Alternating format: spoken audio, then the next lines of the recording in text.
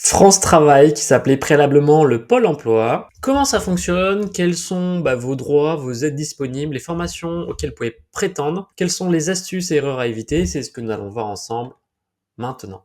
Alors, si vous venez de perdre votre travail et que vous voulez vous inscrire à France Travail, on va commencer par les étapes à suivre. Tout d'abord, c'est très simple, il suffit d'aller sur le site francetravail.fr, vous allez préparer tous les documents mentionnés ci-dessous, votre carte d'identité, votre CV, vos bulletins de salaire pour calculer vos droits, votre certificat de fin de travail, enfin votre RIB pour le paiement. Et vous allez soumettre tous ces documents directement en ligne qui vont vous permettre d'ouvrir votre dossier qui sera ensuite validé par un agent de Pôle emploi. Ensuite, vous serez convoqué à une réunion qui va permettre de démarrer vos droits. Vos droits vont démarrer à la date de démarrage de votre chômage, mais la validation se fera à partir du premier rendez-vous. Alors, sur le calcul de vos droits, en 2025, il faut avoir travaillé au moins 6 mois sur les 24 derniers mois et la durée d'indemnisation maximum est de 18 mois. Donc on ne peut pas être au chômage plus de 18 mois, sauf si on est senior, dans lequel c'est un cadre un petit peu particulier. Alors, combien vous allez toucher? En fonction de votre ancien salaire, ça va calculer un montant journalier auquel vous aurez droit. Le minimum est de 29,56 € par jour. Et plus votre salaire est important, plus en pourcentage, ce montant sera diminué.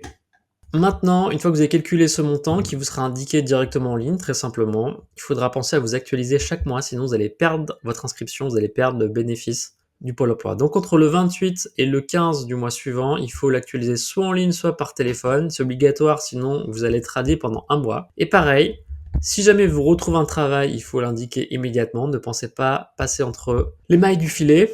Si également vous êtes malade, vous avez le droit du coup à un arrêt maladie par votre médecin, il faudra l'indiquer. Pareil, si vous faites une formation avec un changement de statut. Et enfin, si vous partez en vacances, vous avez le droit à des congés. C'est merveilleux la France en tant que chercheur d'emploi. Et du coup, vous avez le droit de l'indiquer dans l'interface. Ça vous permettra de ne pas avoir de contrôle ou si vous êtes contrôlé, de ne pas avoir de conséquences négatives. Donc, qu'est-ce qui est à votre disposition? Il y a un site en ligne, une application mobile aussi qui est très bien faite, avec des MOOC. Donc un MOOC, ce sont des enseignements que vous pouvez suivre sur pas mal de thématiques. Il y a des simulateurs et surtout, vous pouvez prendre rendez-vous avec votre conseiller.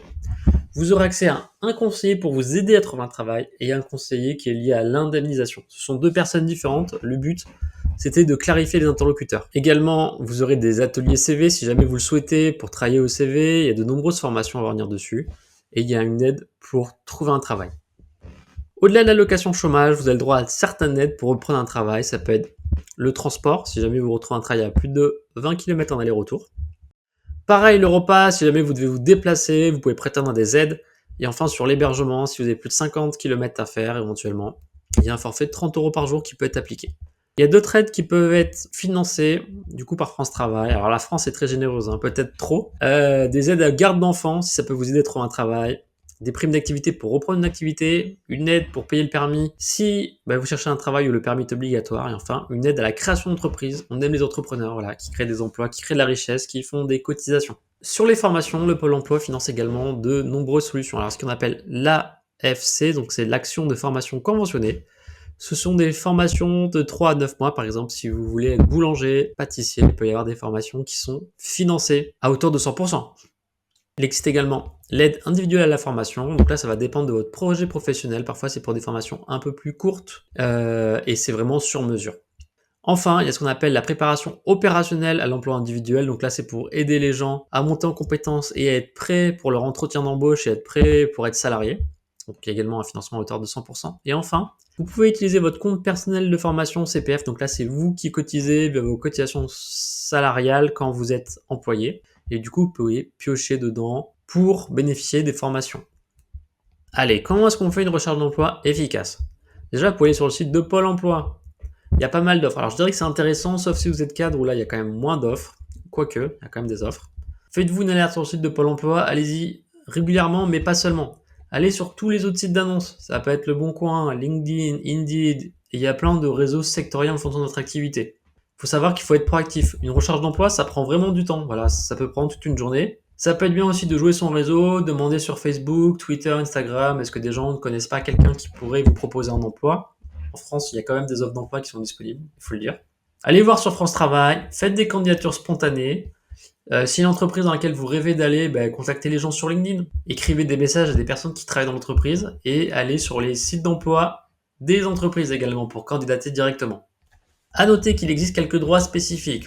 Alors, il y a des cas de démission légitime qui peuvent donner droit à des allocations de France Travail. Si jamais vous démissionnez pour suivre votre conjoint qui est muté dans un autre département, si vous souhaitez créer votre entreprise ou encore si vous faites face à des violences conjugales et que vous voulez quitter la zone pour vous mettre en sécurité. Également, si vous êtes indépendant, il existe ce qu'on appelle l'allocation aux travailleurs indépendants avec des conditions spécifiques. C'est bien de les aider parce que c'est compliqué quand on est travailleur indépendant, on a une moins bonne visibilité et une moins bonne sécurisation de son futur. Et enfin, alors les retraites sont énormément aidées en France, il faut le dire. Ils ont des droits prolongés. C'est plus long que les 18 mois du reste de la population. Ils peuvent potentiellement cumuler le chômage et la retraite. Et enfin, ils ont des aides spécifiques. Voilà. Alors les obligations, c'est vraiment déjà l'actualisation. Si vous ratez une actualisation, vous allez perdre un mois de revenus. Si vous refusez plusieurs emplois dans lesquels vous pourriez être potentiellement éligible, pareil, au bout de plusieurs emplois refusés, potentiellement vous pouvez être radié. Là, c'est compliqué. Si vous n'allez pas à un rendez-vous Pôle emploi aussi, vous allez avoir une pénalité de 2 mois sans financement. Donc voilà, soyez très sérieux, très proactif, montrez que vous êtes au taquet pour éviter de perdre certains mois d'allocation qui pourraient être compliqués financièrement. Quelques conseils pratiques, donc faites-vous vraiment un fichier sur votre ordinateur, vous allez mettre sur PDF tous les documents qu'on a évoqués, vos CV, faites des CV par job, parce qu'on sait que les entreprises, des fois, ils aiment bien qu'on pense qu'ils sont uniques et adapter votre candidature à eux, à leur projet, donc peut-être ça peut être intéressant de faire des CV par secteur d'activité. Faites-vous un agenda, voilà, vous pourrez montrer à votre conseiller Pôle emploi que vous avez été à telle candidature, vous avez candidaté de temps en temps. Faites une veille sur votre métier pour montrer que lorsque vous allez faire des entretiens, que vous y connaissez, que vous êtes à jour et que le secteur vous intéresse. Et très bon point, c'est de changer sa messagerie vocale sur son téléphone pour avoir un message vocal. Voilà. Maintenant, on va regarder s'il est possible de cumuler un emploi et l'aide de retour à l'emploi. C'est possible dans certains cas. Si vous avez un CDI à temps partiel qui n'est pas à 35 heures, au prorata, c'est possible. Pareil, sur le CDD, dans certains cas, il y a des cas où c'est possible. Et si vous êtes auto-entrepreneur, ça dépend de votre chiffre d'affaires. Si jamais vous êtes radié, vous pourrez vous réinscrire. Vos droits seront conservés, mais le délai de réinscription, il va dépendre du motif de la radiation. Voilà. Pour aller un petit peu plus loin, abonnez-vous à ma chaîne pour me remercier de vous avoir fait cette petite présentation. Moi déjà, je croise les doigts pour que vous trouviez un emploi rapidement. Je vais mettre quelques liens supplémentaires sous la vidéo et puis n'hésitez pas à poser vos questions, vos remarques, vos réactions en commentaire. Je me ferai un plaisir de les lire. Salut!